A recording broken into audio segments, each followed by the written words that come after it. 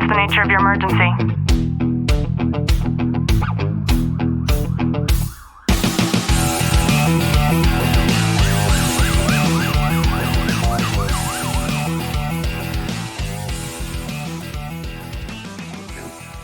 Good morning, police, fire, military, and families, and to everybody who is listening in on the Tactical Living Podcast. I'm your host, Ashley Walton. My heart is filled with so much gratitude this morning because I have a brother who, he's so charming, he's so handsome, he sings, he plays the guitar, he's all things good. He's the kind of man where you look at him and all the women want to be with him, and we felt like we lost him when we lost my mom. And for the past few months, he's resurfaced and he's living with my kid brother who's living next door to my dad. And I get to bake his birthday cake today to celebrate his birthday tomorrow. So I just wanted to share that story of gratitude in hopes that it will inspire you as you're listening to this to think of what you are grateful for today. And I have Zanna Wolfgang on with us this morning. And Zanna, thank you so much for waiting as long as you did to come on our show. I'm excited to hear your story, have you share your story, but also to be able to kind of give some exposure to what you and your husband are doing. So thank you so much for coming on.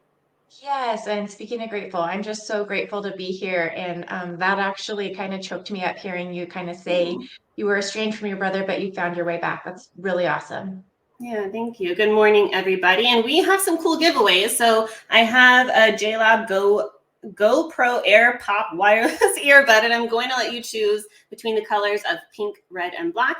I think you should choose pink and give it to your Valentine personally. And Zanna also has a giveaway, so whoever comments the most within 24 hours, I will send you the earbuds. And Zanna, if you can show off your giveaway, please. We've just got a cool, I got to get the camera, Honor the Brave hat.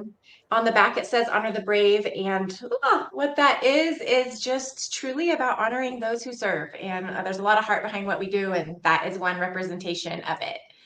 Thank you. That is awesome. So go ahead and post your questions here as Zanna is telling her story. And if you don't mind, if you can just kind of give us a little bit of background as to why we're meeting today. Yeah, again, I'm so grateful to be here. So the background is nutshell version, and it's a really long story, but I met my husband in high school. We have been together since we were 15 and 16 years old. And I think that's a fun fact because it's kind of unique. And I like to say I got to see the boy I fell in love with become the man he was meant to be, finding his calling in law enforcement. He truly loved what he did. Unfortunately, he was injured in the line of duty and it ended his career. And so that was a super dark season for him, for us. And, I'm just here today to tell you good things can come from what feel like sometimes the worst things that could happen. And so Honor the Brave is one of the things that was born in the aftermath of Jeff losing his career, his calling. And that season definitely shook him, shook us, our marriage, everything to the core. And here we are years later, and we get to impact and be in relationship with our first responder and military family in a different capacity now through Honor the Brave. And my message today is there's always a silver lining. And we have a saying in our house called, "So what, now what?" that has been really impactful because life happens, shit happens, hard things you get dealt, and it's out of your control. But what we do with it is our now what. So what, now what? It happens. Now what are we going to do? That is fantastic. I really appreciate you sharing that. And just for the sake of knowing that there are people in this group who have similar stories who will be able to relate, if you don't mind maybe going into what happened with Jeff and why he's no longer working in the capacity as a police officer. Yeah, absolutely. He was an officer in the city of Sunnyvale in the Bay Area, which is actually a public safety department. They do fire and police. He spent his career on the law enforcement side primarily. And I will never forget the night Jeff had called me. He actually wasn't feeling well. And so he called and we were chatting. He's like, "Oh, I'm going to do a few stops and just kind of lay low, get through the night." Well, he hung up and made a stop. Ended up being a stolen vehicle. Unfortunately, dispatch didn't see that it was stolen. And so they kind of gave him the wrong information. Otherwise, he may have waited to approach till he had backup. That said, that's not what happened. He approached. Guy didn't want to go back to prison, reached for his gun, couldn't get it from under his seat, and was scrambling and just looked at him and said, "I'm going to kill you, MFer," and gunned it. And Jeff backpedaled to get out of the way and got hit really disintegrated his back, went through multiple surgeries, tried like hell to be back. He gimped through a lot to be back out on the street, but eventually when they fused his back, there was just no getting back out there. And so the city chose to retire him at that point, and that was the beginning of a whole new chapter.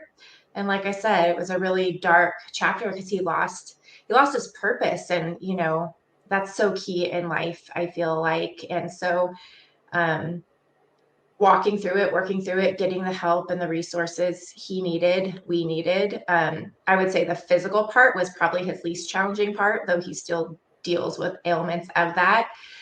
It was the mental emotional part that was the most challenging for him. And I'm sure many people can relate. And for me, as the spouse, not being able to do anything to make it all okay. So that said, I encouraged him to figure out something else he could be passionate about. I had a background in real estate, and so I encouraged him to join me, to which he was like, oh, bleepity bleep, no. And I said, well, I totally get it. But what if we could figure out a way to focus on your people, your family, and give back? And so that's how Honor the Brave was born. And it gave a new purpose. And now we get to make a ripple effect. And honestly, he's moved on with new opportunities, and he's a part of Honor the Brave, but I run the day to day. And he has had new opportunities and just so many good things. We moved our family to Montana, which is certainly a silver lining for us. Do not go on Zanna's Facebook page, ladies and gentlemen. Yes, I might have a funny farm, and it's life is ever evolving, right? And so what I've learned through all of it is to embrace the uncertainty, and I'm super passionate about dream a dream and make it reality. Like, I think we all get so stuck, feeling stuck, like, well, we have to do this, and we're stuck with this, and we can't move to Montana. Why not? Why can't you? And I think that part of our journey of being so broken made us realize life is short, and pick your perfect canvas, make it happen, get out of your own way. And so there's so many blessings that came from what felt like the worst possible scenario at the time. Yeah, that is such an inspirational story. And the thing that we try to shed light on a lot are those unspoken stories like Jeff had. And I know that from reading a little bit about the background of the two of you, he came from a law enforcement family. So from having that and having it instilled for so many years as he was growing up, I'm wondering what that initial transition was like for the both of you, and maybe how you guys overcame that. Yeah, it was so hard because, like I said, he truly found his calling in law enforcement. He took so much pride in making a difference, and just having a conversation with someone he was arresting is, making people feel like they mattered, even when they're at their low, especially when they were at their lowest moments. And so when that was taken away, specifically not on his terms, he was mad at the world. And he was in a hospital bed in our living room for a few months because he couldn't walk the stairs, and watching the news, listening to the scanner of all his buddies going on calls. And it was just a super dark spiral. And that spiral continued for a couple of years after retirement, honestly. And he finally hit a rock bottom and decided he needed help, and sought help. And for him, that happened to be a super intensive weekend of doing some inward work that made him realize, and I can't totally speak for him, that's his story, but his story is a part of my story. That weekend, he realized he had become a victim, right? And yeah, sure, he was a victim of circumstances. We all are going to find ourselves a victim of circumstances. But when we remain in that space of victim, we're giving up our power to whatever made us a victim in the first place. And so he kind of had that really click with him. And that's where So What Now What in our life came from. It's like, yeah, I was a victim of this. So what? Now what am I going to do about it? And it really allowed him to take his power back. And it allowed both of us to take our power back because, we were at a moment in our marriage at that point where I had even given up, and I thought the only way for everything to be okay was for us to get through it all together. And I had finally, it actually makes me emotional to talk about it, but I finally accepted that we may not get through it together. I just needed him to be okay.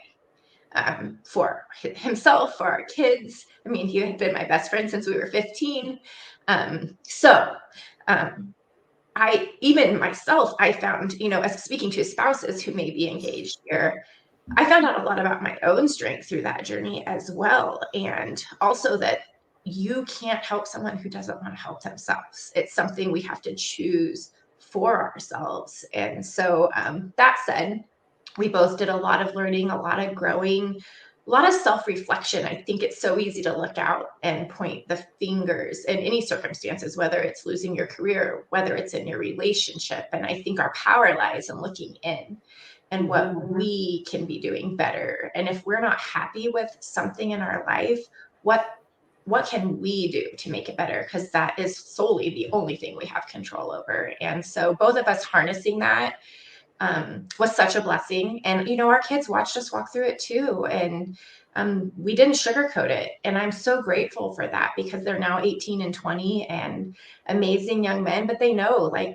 it's not if life is going to be hard, it's when, we're all going to walk through hard. And I don't even like to say the bad, it's the hard, right? And walking through that hard, you find out what you're made of. If you choose to, you can stay there, you can wallow, and he could have every right to be wallowing in that forever if he wanted to. But what good does that do him? And what good would it do me to wallow in what was unraveling in my life? Nothing. Yeah.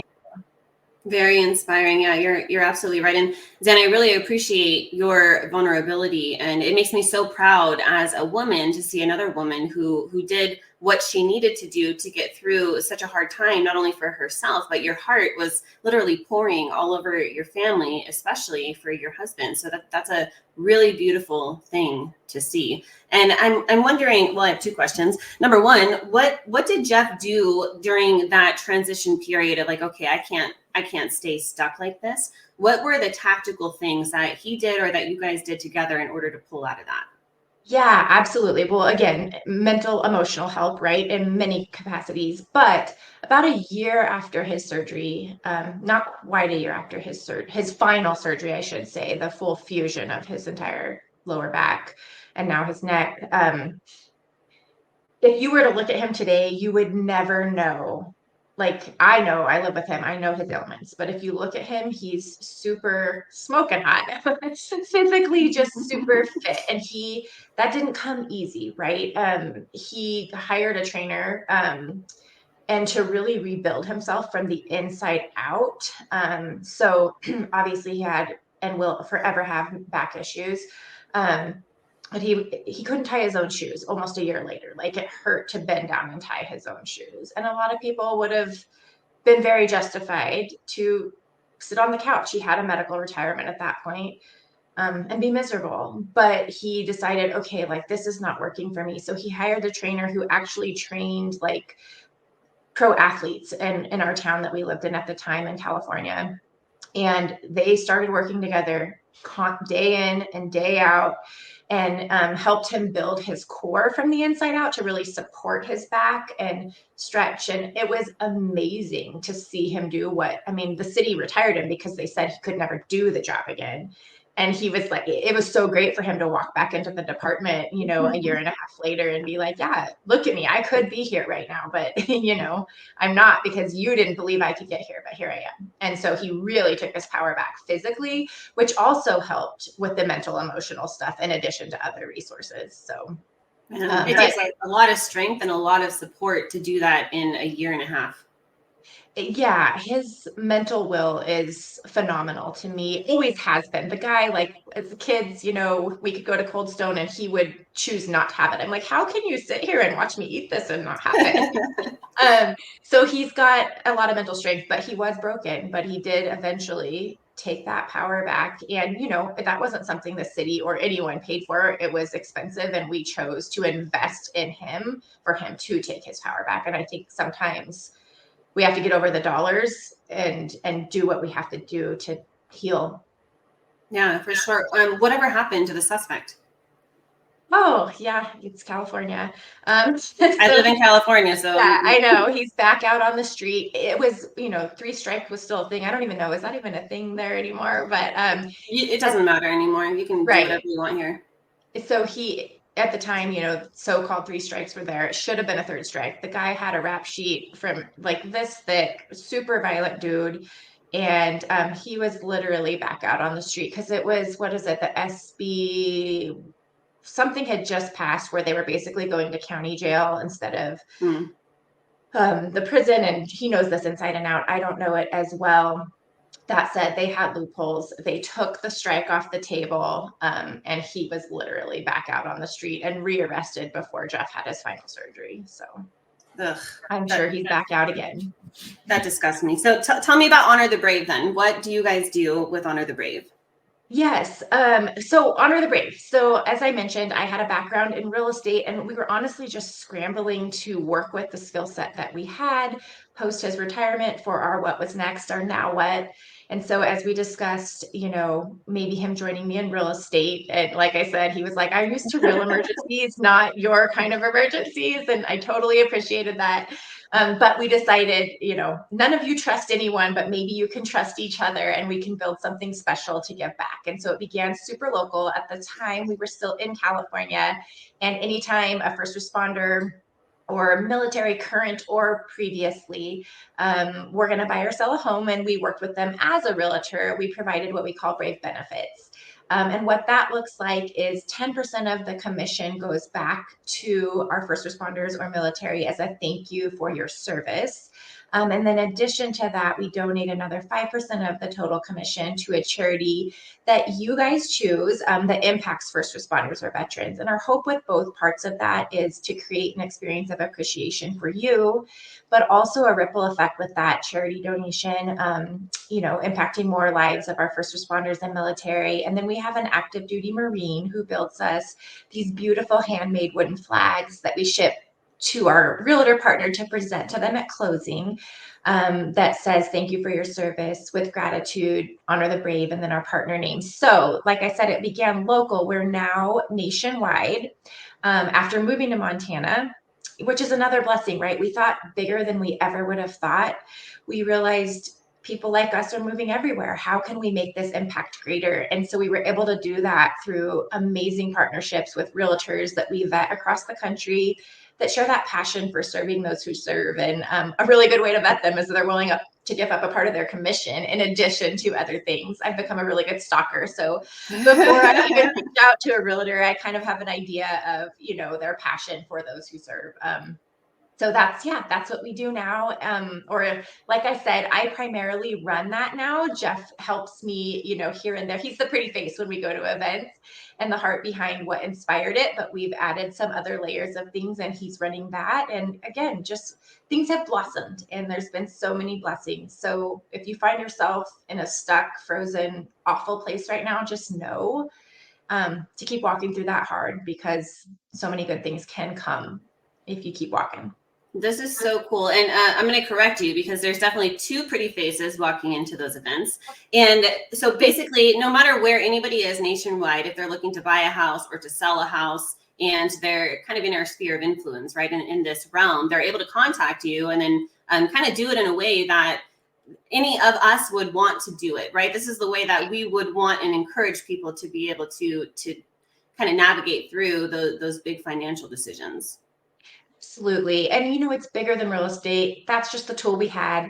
But we just want to be a resource for as many things as possible. So if you go to our website, you can find different businesses that are just pro law enforcement, pro first responder, military, that might have different benefits.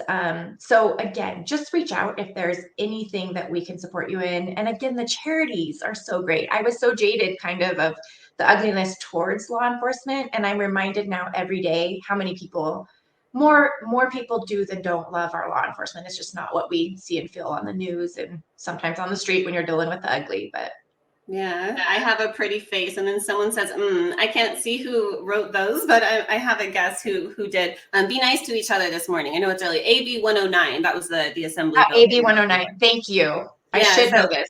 The website then is honorthebrave.com. And before we wrap this up, is there anything that I should have asked you that I didn't? I think you kind of asked everything, and she said I have, the funny farm, which is a big part of my heart, something that's evolved. So I think we need a little more to make people smile. So check it out. I have Thrive Farm Co. is what it is. Go to Instagram, follow it, and we have Highland cows, alpacas, pigs, goats, chickens, ducks, and I share our daily shenanigans there. So check it out if you need something just to brighten your day a little bit.